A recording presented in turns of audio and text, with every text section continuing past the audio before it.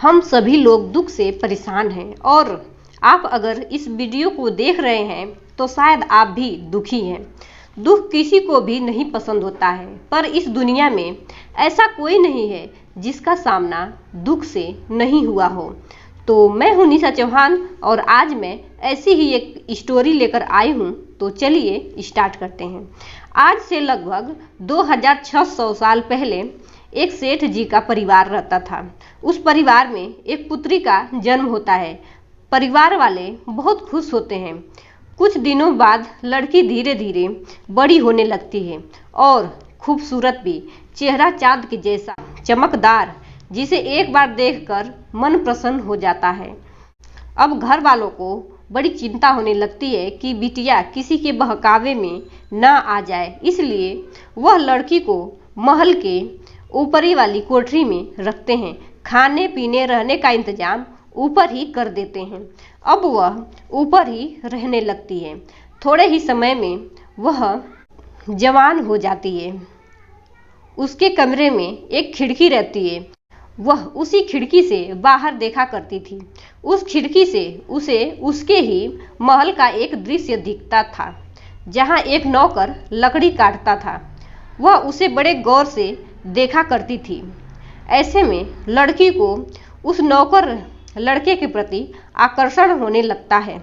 वह उस नौकर से छुप छुप कर मिलने लगती है, बात करने लगती है। लड़की को उस नौकर से प्यार हो जाता है और वह उस नौकर के साथ इस कैद भरी जिंदगी से बाहर जाने का सपना देखने लगती है।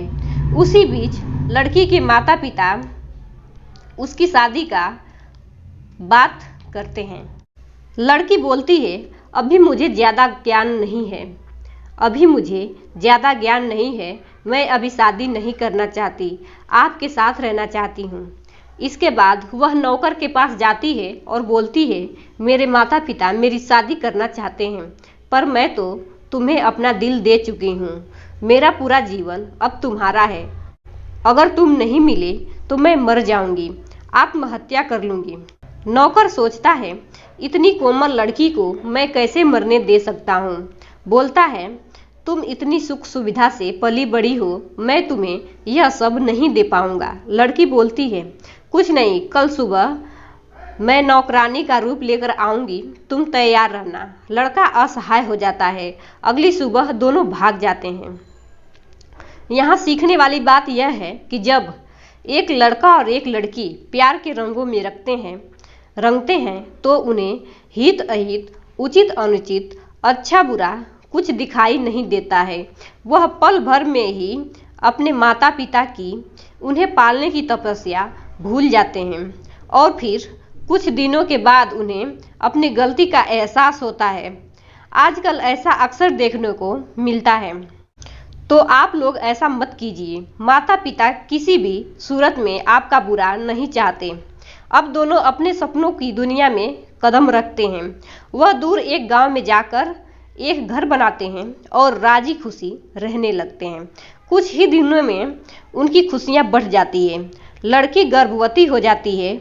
जब उसका गर्भ 8 या 9 महीने का हो जाता है तो लड़की को अपनी माँ की याद आने लगती है और वह अपनी माँ के पास जाने का जिद करने लगती है।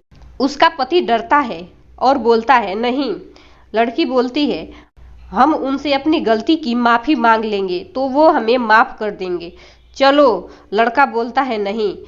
एक दिन जब वह लकड़ी काटने के लिए जंगल चला जाता है तब वह लाठी लेकर अपने मायके के लिए निकल जाती है। जब वह शाम को वापस आता है तो देखता है घर में कोई नहीं है। आसपास पूछने के बाद पता चलता है वह तो चली गई। वह उसके पीछे दौड़ता हुआ जाता है और उसे वह एक जगह थक हार कर बैठी हुई मिलती है। वह बोलता है, तुम क्यों नहीं मेरी बात सुनती हो, चलो वापस घर चलें। वह बोलती है, तुम बहुत अच्छे टाइम पर आ गए हो, मेरे पेट में दर्द हो रहा है, लगता है बच्चा जन्म लेने वाला है। अब दोनों परेशान होने लगते हैं। वह आसपास देखता है तो उसे एक झोपड़ी दिखाई देती है।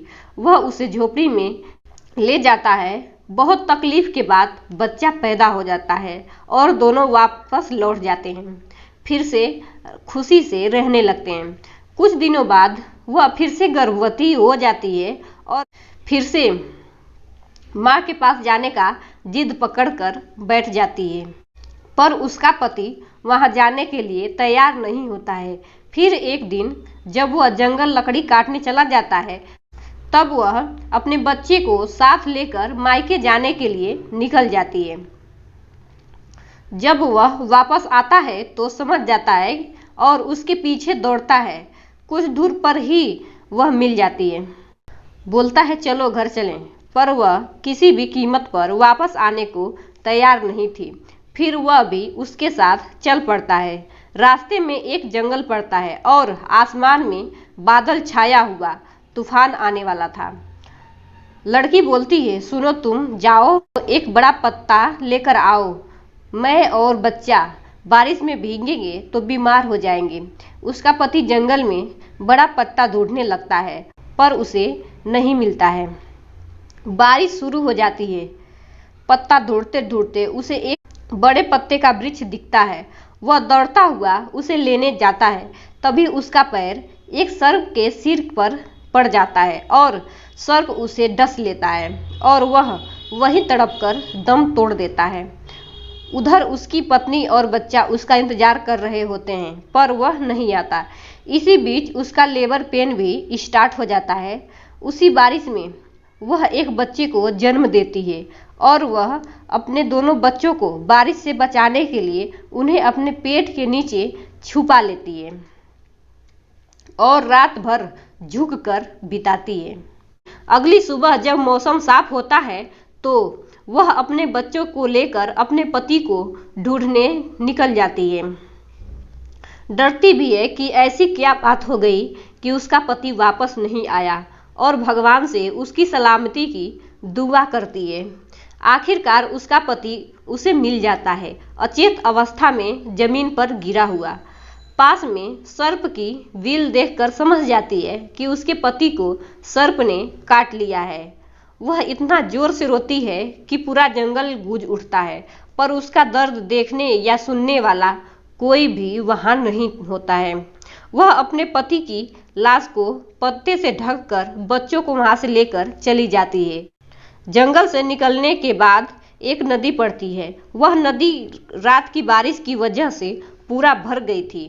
नदी का बहाव बहुत तेज था। ऐसे में वह दोनों बच्चों को लेकर नदी पार नहीं कर सकती थी और डिलीवरी की वजह से कमजोर भी हो गई थी। वह वहीं दोनों बच्चों को लेकर बैठ जाती है और अपने बड़े बेटे को पुचकारती हुई बोलती है, बेटा तुम यहीं बैठो, मैं बाबू को नदी के उस पार रख कर आती हूँ तो तुम्हें लेकर चलूँगी। उसका सिर चूमती है और छोटे बेटे को लेकर नदी के उस पार रखने के लिए चली जाती है। छोटे बेटे को रखकर अभी नदी के बीच में आती है तो उसे कुछ आवाज़ सुनाई देती है। पीछे मुड़कर देखती है तो उसके छोटे बेटे के पास उसे एक बांझ दिखता है। वह बांझ को उड़ाने के लिए भगाने के लिए चिल्लाती है, ताली बजाती है, पर बांझ उसके बच्चे को उठा ले जाता है और उसका बड़ा बेटा नदी में डूबता दिखता है। उसका सिर्फ हाथ दिखता है। वह दौड़कर जाती है उसे बचाने, पर पानी उसे बहा ले जाता है। जब वह अपने छोटे बेटे को बचाने के लिए चिल्ला रही थी, ताली बजा रही थी, तो उसका बड़ा बेटा समझता है कि माँ मुझे बुला रही है और माँ के पास जाने के लिए नदी में कूद जाता है और वह कुछ नहीं कर पाती, बस रोती चिल्लाती रह जाती है। अब वह लाचार होकर अपना सब कुछ खोकर आगे बढ़ती जाती है और उसके बीते हुए पलों की तस्वीर उसके आंखों पर दिखाई देता है। कभी अपने पति को देखती है, कभी बाज को उसका बच्चा ले जाते हुए, कभी अपने बड़े बेटे को नदी में बहते हुए। जब वह अपने माँ के घर के पास पहुँचती है तो वहाँ देखती है बहुत भीड़ इकट्ठा हुई है। किसी से पूछती है तो पता चलता है कि रात के तूफान के कारण एक बड़ा वृक्ष सेठ जी के घर पर गिर गया है और सेठ जी, उनकी पत्नी और उनके बेटे की मौत हो गई है। यह सुनकर उसके पैरों तले जमीन खिसक जाती है। वह रोते रोते पागल हो जाती है और इधर उधर भटकती है। और अपना दुख सबके पास रोती है, पर उसका दुख सुनने वाला कोई नहीं होता है। आज के लिए बस इतना ही। मिलती हूँ नेक्स्ट वीडियो में। जय हिंद, वंदे मातरम।